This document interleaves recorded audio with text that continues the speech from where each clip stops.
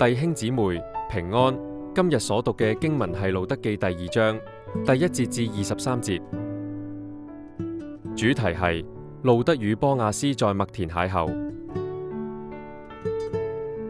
作者喺路得記第2章記載，拿俄米嘅丈夫有個同族親戚叫波亞斯，路得去田間拾麥穗做食物嘅時候，啱啱走到波亞斯嘅田地。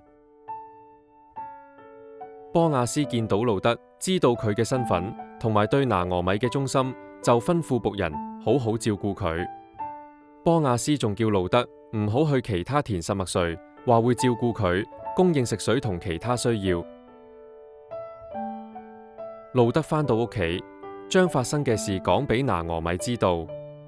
拿俄米認出波亞斯係至近嘅親屬，就稱頌上主，冇停止過施恩，仲一直眷顧住活人同死人。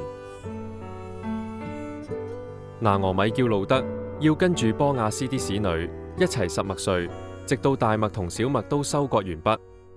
路得聽從拿俄米嘅說話照做，同埋繼續同婆婆一齊住。